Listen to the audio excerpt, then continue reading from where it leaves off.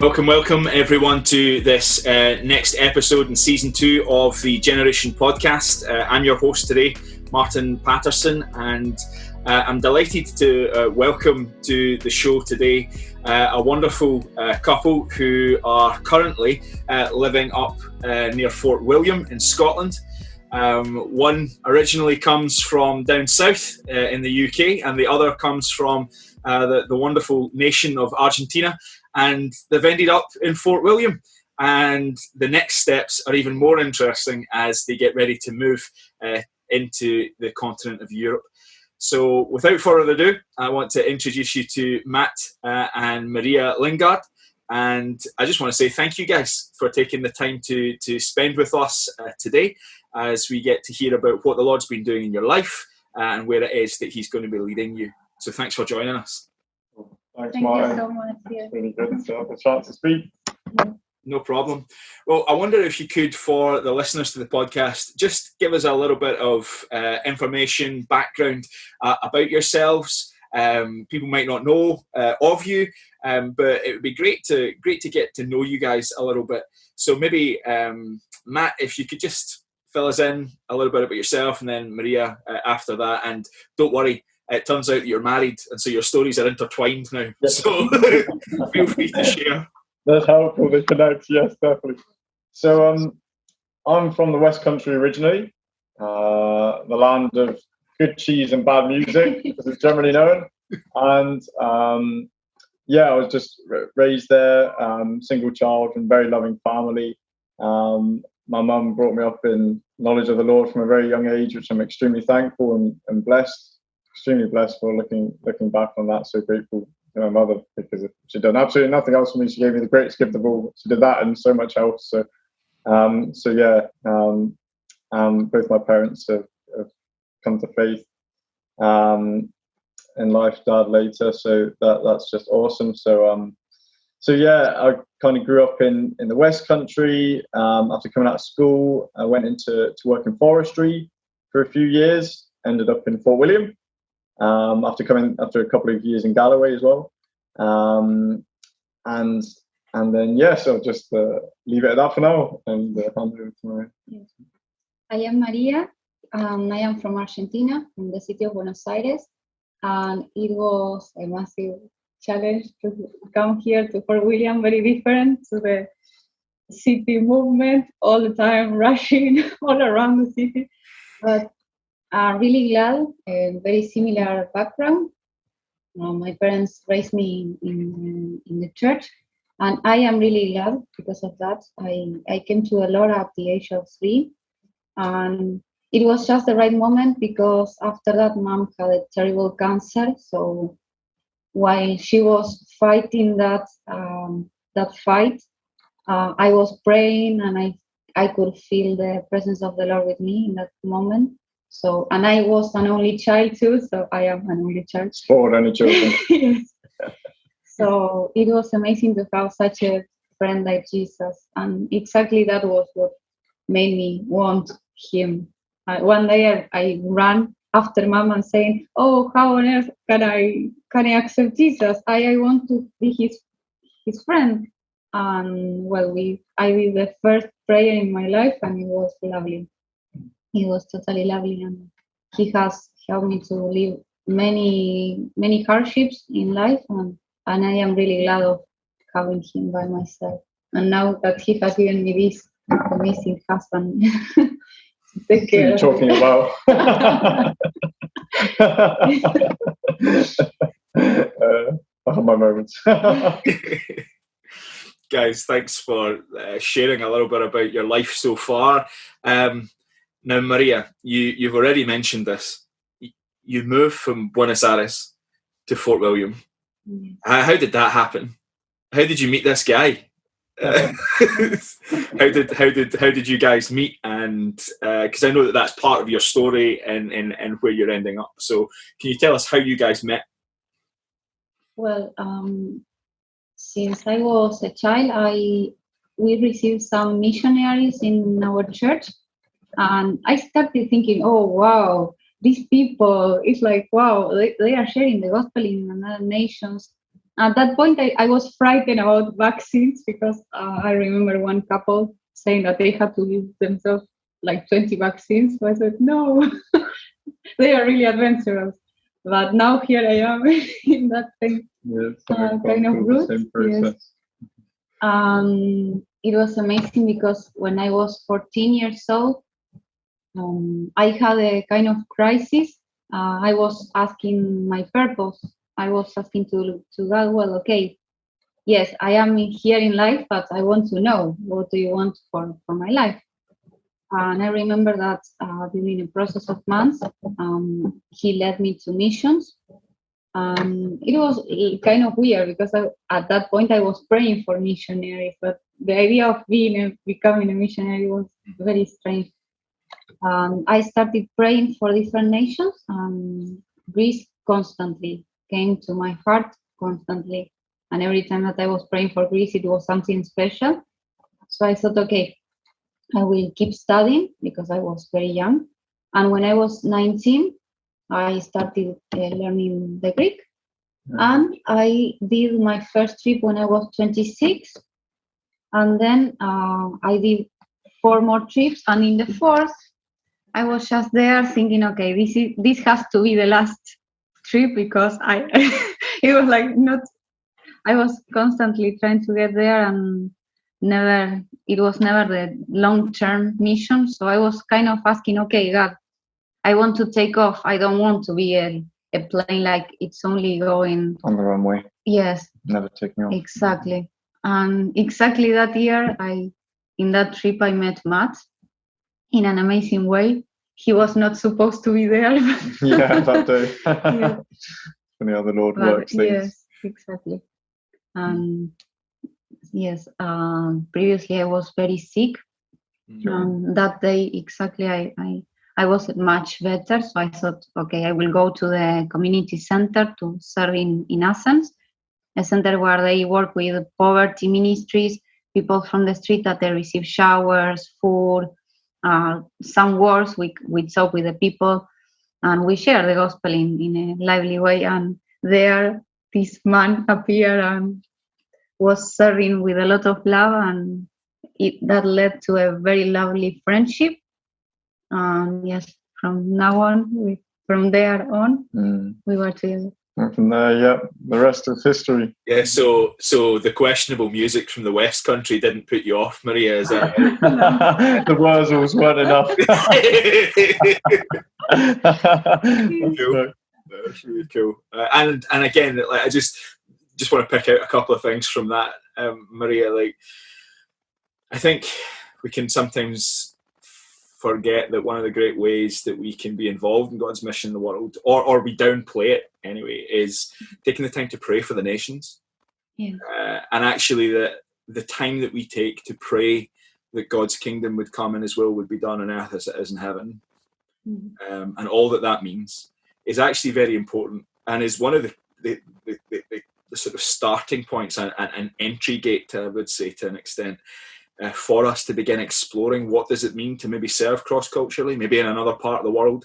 And like you said, that you didn't necessarily pick this one place yourself. This people, this nation just kept coming up. And also how God orders our life providentially, you know. It's the 4th time you were in Greece, and it turns out that that's where, you know, your husband was. Now, this is not a marketing advert that you make yourself a husband. Go to Greece and meet your Christian spouse. Exactly. That's how it is. But there's a beautiful sense of, you know, God's purposes and his providence in your guys' lives and the way that you've met, and also how he's been leading you together. Matt, what's your story? How did this cross-cultural stuff come to mind for you? Was it something you always thought, you know what, this is what I'm going to do, or was it a longer process? Yeah, it was definitely a longer process. And actually, just totally, as you said there, Martin, talking about the providential aspect, I think it's so amazing that Maria was called to Greece so young, and obviously in the process of getting there, Greece, like the gospel need for Greece, has only increased in terms of the problems and issues it's facing. So that's amazing, because it wasn't in such a situation. Okay, it was there, but it wasn't nearly as bad as what it is now when you were called. So that's amazing when Maria was called. So yeah, sorry. So looking at myself, yeah, I was working in forestry at the time, which I loved. I love the outdoors. I love work. To me, is my hands in mud, and that's the kind of definition of it, really. And but I kind of reached a point where I realised, and obviously, everyone's workplace, every minute of every day is our mission field, is worshiping God and trying to bring other people towards that, obviously. But I realised the point where, like, the majority of my day every day was kind of just with trees or fence, or like there wasn't much opportunity like there have been certainly in younger days to share the gospel with people and just to like speak about Jesus with new people on a regular basis. And I really felt in my heart that was what the Lord was convicting me towards, just to move towards something where I would have the opportunity to spend time with people, not necessarily even in a paid any particular paid ministerial capacity, whatever job it was, but a job that had much more engagement with people throughout the day, where I just have the chance to talk about Jesus to people who either did know him, to know him better, or people who didn't know him, to be able to share the gospel. And so, you know, I've been starting to study part-time at HTC, and I went in to do a year full-time. I took a career break from my job. Just a quick question, Matt. Uh-huh. HTC, what is that? Yes. Sorry. Yeah. I'll fill in as you know only too well, Martin. Yes. It's okay. I know that, you know, not everyone will know what the acronyms are. Yes. I'm not as bad for it as anyone, so don't worry. That's true. Yes. Good shout. Good shout. So HTC is Highland Theological College, which is the theological college, which is in Dingwall, which is a branch of the University of the Highlands and Islands, and it's great. I'm totally recommending it. Yes, it's full of ads. Yeah, we're sponsored, by the way.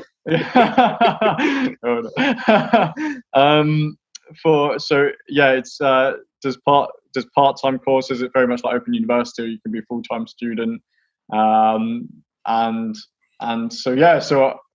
started doing some just part-time modules in general theological studies. I got a career break off. I was given a career break off work to go study for a year, and I was really just praying and asking the Lord like where He wants me to go at that point, and what He wanted me to do exactly, and just what the future would look like.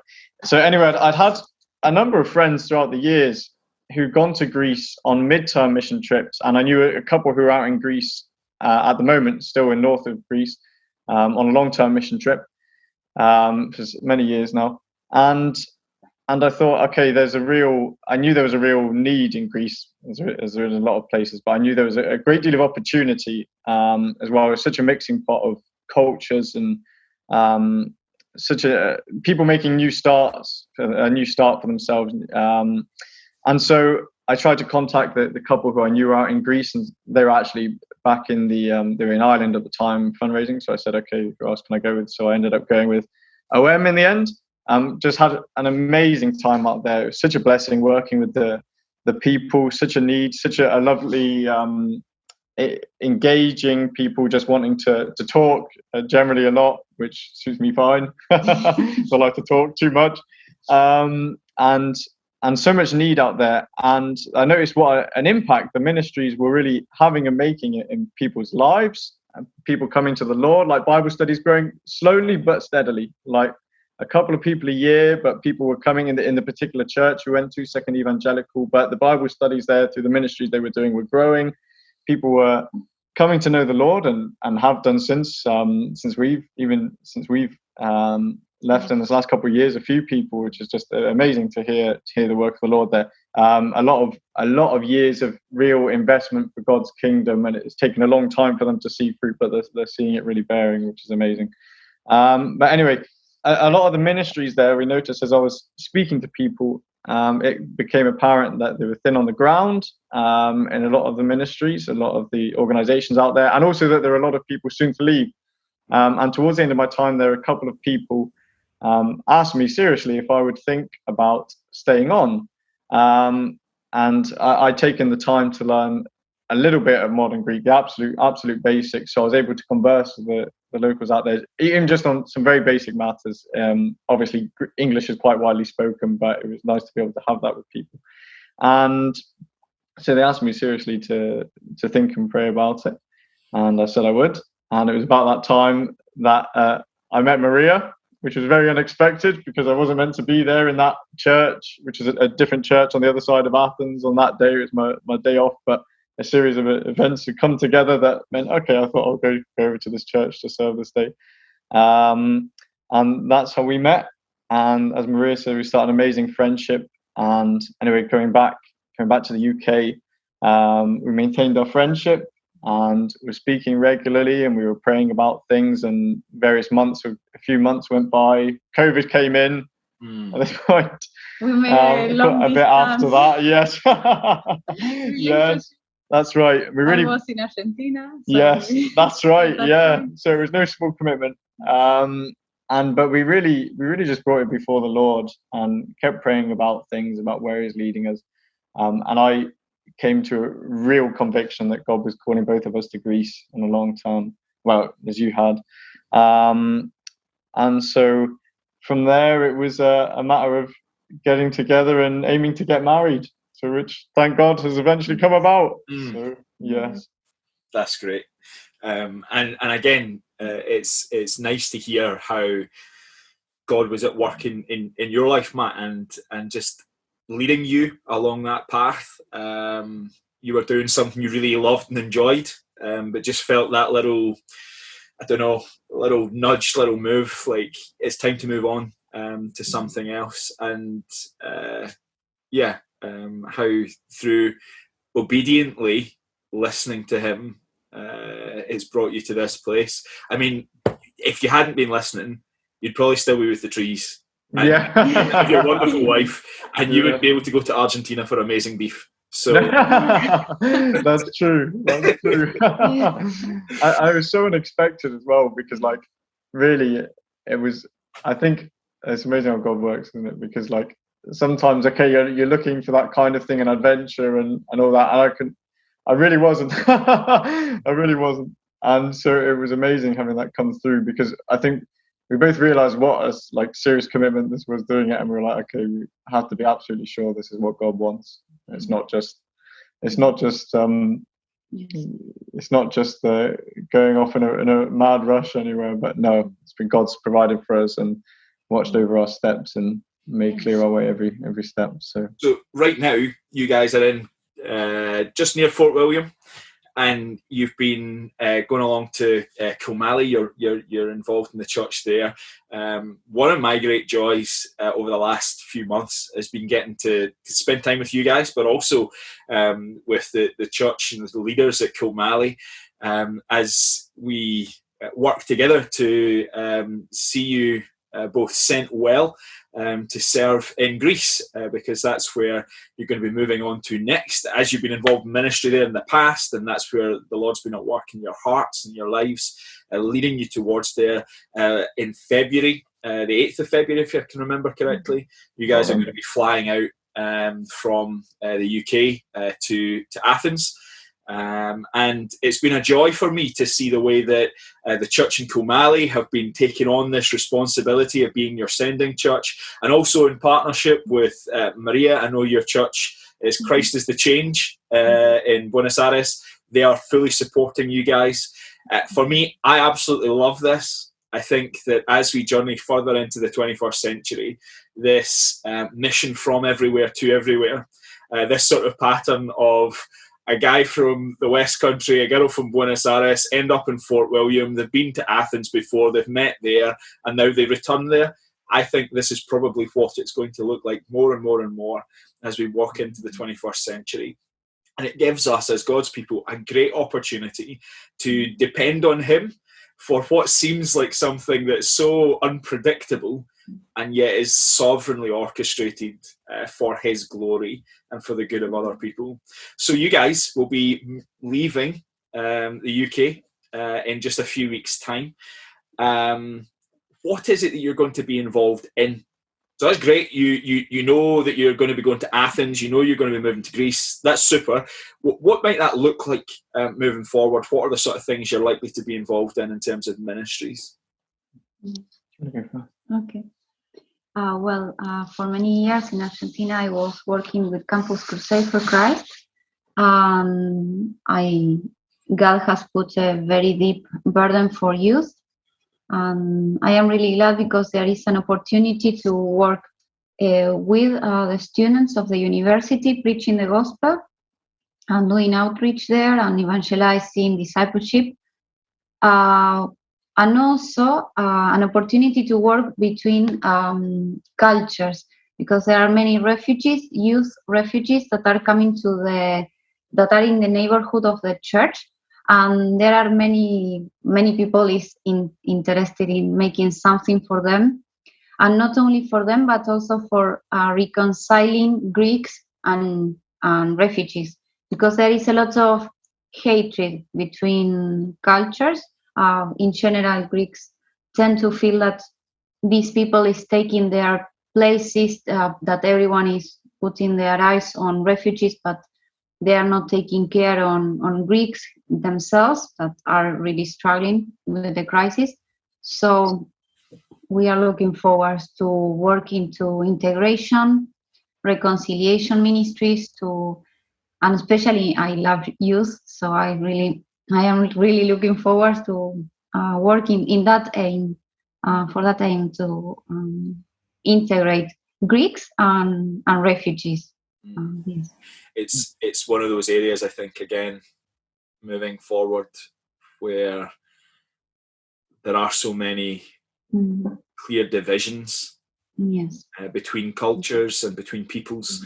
Although we live in a globalized world where we all have digital technology and we can access whatever we want, and we, to an extent, can have a window into so many different cultures, there still is, and maybe increasingly, there is division, there is tension. And so that ministry of reconciliation between peoples is so essential, to see that dividing wall of hostility, it's what Paul calls it, isn't it, between us and God, removed, but also as a result of what Jesus has done, removing that between other peoples and seeing that one new humanity under Christ come to fruition. So that's super. I'm excited. I'm excited to hear that. Matt, what about yourself? What are you thinking through? What might it look like for you? Yes. So one of the things to say about Maria as well, actually, she's got an amazing gift for languages. So we're hoping to have a language teaching ministry as well, in amongst the people, which would be really cool, whether it be Spanish, Greek or English for you, maybe a bit of German on the side. So yeah, so that's really cool, a good chance to outreach. And yeah, for me, so I'm also joining with the reconciliation ministries, which I'm really looking forward to for the reasons you just said there, Martin. The other ministries I'm going to be involved with, I'll be quite involved with the poverty ministries with Second Evangelical Church, who are receiving us. So they do cafe ministries, where obviously a lot of the guys either who are homeless or just struggling generally in affording food in Greece, some of the young larger families have a chance to come to the cafe. They get a free meal and some free food. Have a time just to chill out and relax with each other without feeling the stress of what it is to be lacking even a house to live in. And so they just have the chance to unwind. There's usually a gospel message. Someone comes up, gives a testimony or a kind of Christian film left in the background, so to speak. It was a really good time to engage and speak with everyone. So that they have that cafe ministry twice a week. Then there are various kind of feeding ministries in the sense that people can come and get their lunch. It's kind of more like a takeaway cafe service. There are some tables around the church people can sit at and again have that opportunity to talk. And then there's shower and clothing ministries, where people who don't have a chance throughout the rest of the week, there's one day for men and one day for women, where they can come, obviously just have a clean shower, and people donate clothes and they can look out clothes that fit them and are the right size. And again, it's just an opportunity to speak to people. There's usually quite a wait for the shower, so it's a chance just to speak to people, build relationships, be able to speak to them about the Lord. So that's really exciting. I'm looking forward to being involved with that. And then, as we said, as well as the reconciliation ministry, I'm hoping I'm hoping to have some involvement with an addiction ministry as well. In a church in Athens, there's an association with Second Evangelical, where I'll be working under a pastor who's had a good few years of experience giving pastoral counselling to people in the midst of particularly alcoholism and drugs. It's very big out there, but there's a lot of gambling, there's a lot of sex trafficking in Greece. There's a lot of there's a lot of people come in who's addicted to money as anything, in the sense of that there's quite a big gap between those who do have something and those who don't. But yeah, particularly on the drug and alcohol face, there's quite a big demand for helping people address that. So I'm going to be involved working under him as well. That's the hope. And there's also some plans afoot potentially to be receiving, the OC are working with, to potentially be receiving short-term teams from the UK.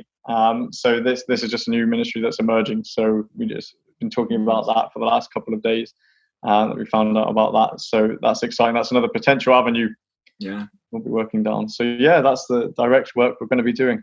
So I think that's now the third advert in the podcast for different opportunities. Yes. So, and it may well be the case that in the future there could be the chance to meet up with you guys that listen in the pod, and those from different churches get in touch with yourselves or the organisation you are going to be serving with as one collective. And it might be the case that there's the chance to pull together a team of people to see what you guys are doing, to partner with you and to encourage you, and also to just get stuck in ways that will be helpful and meaningful to the context. It's going to be a lot of transition. It's going to be a lot of change. You'll be doing that just now, given the fact that the 8th of February is not too far away. In the midst of all that, because it's chaos, right? Like it's chaos. There's all sorts of things happening. There's people that you need to say goodbye to. There's stuff that you need to sell or get rid of. You know, you need to move on from the home that you're part of and your church community. Why on earth would you do that? And what is it that God's saying into your lives just now, guys? Because in that sort of season, I can imagine that's the sort of thing that people go, no, I don't want that sort of chaos in my life. What is it that God's been saying into your lives and reminding you in the midst of all this change and transition? That's a really good question. Really good question. In terms of doing it and going, I always think it must be something similar to what it's like when a church perhaps goes to plant a new church. I must think both the joy and the pain of separation that goes on in a church must be great, and to some extent that's what it's like, really, although I know it's a different scenario. But it does feel that both real excitement, but as you say, also the sadness of saying goodbye to friends and family, and so that is there. But what certainly for me, what God has been saying throughout this time is, or demonstrating more than anything, is just how much the church is a body and is a whole. And we've had our home churches, our sending churches, Kilmallie and Ardnamurchan, in Christ is the Change, support us in so many different ways, the church and individuals in it. But other churches supporting churches around us, also stepping in to provide needs. Individuals, certain individuals have been on us on this journey for a very long time, and just been such an amazing support. Organizations coming in to help us, and the amazing thing is that all of them are fulfilling different roles, really, in a way, and none of them are doing the same thing, but through them God has provided for everything, literally everything we've needed, and hopefully he's using us, I have no doubt, to be a blessing in some way to them at the same time. And it's really just been absolutely amazing to see that with Christ as the head, how every part of his body can perform all these different functions, but in unison, working towards the same goal. That's been awesome to see. And for me, it's a constant encouragement to see how God loves the world and how much he's interested in reaching people. There are so many people, nations that don't know him, and we have these amazing blessings. So every day when we encounter different conversations and we see how much people is needing Jesus, it's like, okay, we have to do something about this. These nations, and well, also this great opportunity that we see in Greece, that so many nations that are not allowed to hear the gospel, but they come together in Greece and in a free country where, although obviously there are certain rules, but you can preach the gospel. So it is very interesting to take these opportunities that God is giving Western because there is never we had this amazing opportunity of receiving the people, having the people in these countries. So we don't have to, well, we are going to another country, but it is not us going to places that you can't share the gospel. So it is like taking the opportunity of that. And just sorry, man. Go for it, mate. Yeah, just on that, like you said earlier, Martin, from mission from everywhere to everywhere. It's so cool having spent time in Maria's church and our parents in Argentina. That a lot of the churches in Argentina were founded by missionaries who came from Scotland, from England, from Wales, from the UK, and went and started ministries out there. That's how a lot of them started, and now Argentina's got a larger body of Christians now, of evangelical saved Christians, which is just amazing. And they've got a larger percentage of people than all of Europe, any country in Europe. And to see them sending missionaries back out around the world is just so cool, because everywhere needs it, as you say. It's a moment. I think that sometimes, well, our context can definitely blind us to what God is doing in the world. I think that right now is the moment for us as the church to pause and to give thanks to God. He said in Christ, I will build my church and the gates of hell will not prevail against it, that I will be with you to the very end of the age, and that I will establish my kingdom and my purposes. And literally before our eyes in the 21st century, we are seeing the mass ingathering of many people who are turning to know Jesus Christ in a way that even in previous centuries we've just never seen before. But because of the context that many of us will live in within the UK, Scotland, or maybe post-Christian secular nations in Europe, we sometimes forget that God is achieving his purposes that he set out to do. His word will not return to him void. It will achieve and accomplish the purposes he has for it. And to me, that's just such an encouragement to keep going and to keep pushing forward and to keep moving with him. Guys, we'll need to wrap up. So a couple of things we could pray for you guys. Definitely. Thank you so much for having me, Martin. We really appreciate it. And it's been great. And I think first thing to pray for is just, as you said there, give thanks to God for what he's doing and how far he's brought us, because his consistent, amazing provision has just been awesome. Like, he's literally provided for us just in our need and in the right time and in his right timing, not ours always how we think or want it should be in his perfect timing. So just giving thanks is the first thing for what he's done. And I think the biggest, the two things to ask for. Transition time. Is the transition to Greece, the logistics, the bureaucracy, the endless technological things, all computer database things you have to go and fill in these days. And sorting visas. So all the logistics of our transition would be really appreciated. We really we need that, and to give us the patience in going through it and working through it. That's the first thing. And also for obviously the hearts of the people we are going to minister, because we know that this is a spiritual task.